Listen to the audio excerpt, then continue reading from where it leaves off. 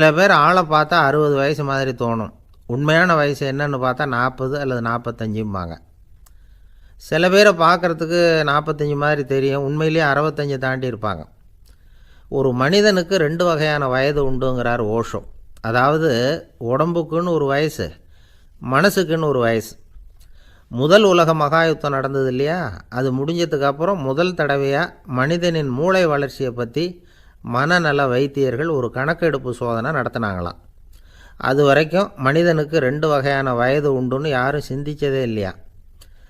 அந்த உலக மகாயுத்தம் முடிஞ்சதுக்கு அப்புறம் மனிதனுடைய சராசரி மனதின் வயதை கணக்கிட்டு பார்க்கும் பொழுது அவங்களுக்கெல்லாம் ரொம்ப அதிர்ச்சியாக இருந்துதான்.